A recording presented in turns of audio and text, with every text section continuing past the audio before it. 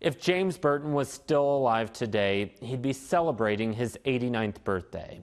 But instead, next week, his family will mark 36 years since he was found shot to death. I think anything really is on the table right now.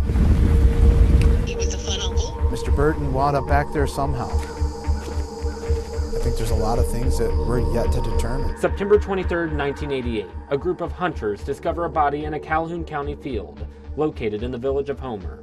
Police called to the scene. Investigators now filled with questions. Questions that Detective Jonathan Pignataro is trying to answer nearly 4 decades later. You can see right here, there's still little remnants of like an entryway.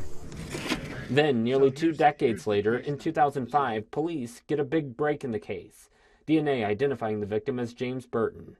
Burton was born in Virginia, September 16, 1935, and was 53 when he died in Michigan, working as a drywaller. Do you have faith that you guys will one day solve this case? Absolutely. I think there's an answer out there. I think somebody knows something.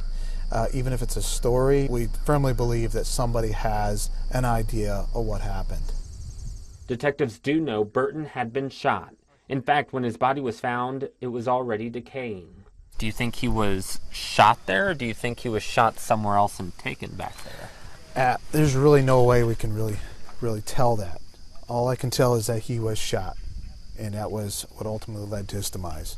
And nearly 36 years later, Detective Pignataro tells me the crime scene actually looks much different. If you look right over here, he says this area actually used to be a cornfield. But I want to come this way and show you the area closer to where the victim's body was found. We're told this area used to be clear, no corn in sight, and Burton's body was actually found a few hundred feet back that way by a group of hunters. People have died, memories fade. How has that impacted the investigation?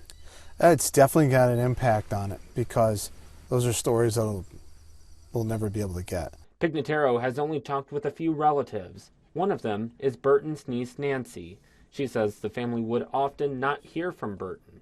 One day in 2011, she wondered what happened to him and searched his name online. Kind of didn't surprise me, but it pissed me off. Nancy asked for us to not use her last name or show her face for safety reasons. She simply just wants to know who killed her uncle. I would want to know why. What was he involved in? And I said, why kill him? I don't understand the murder aspect of it. As for Detective Pignataro, he doesn't know if the killer is still alive, but he has a message if they're watching. It's time. This has gone on for that long. For this long, it's been open. It's been on your mind this long. It's time. Let's close this book. Let's shut this down. Let's finally come to peace with this. Detective Pignataro says he doesn't know if Burton knew his killer or if this was a random attack. By the way, if you have any information on this case, you can reach out to the Calhoun County Sheriff's Office. You can find that information right now on our website, WWMT.com.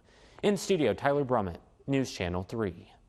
I'm Jessica Harthorn. Thanks for watching. If you like this video, there's plenty more to see. Just take a second and subscribe to our channel.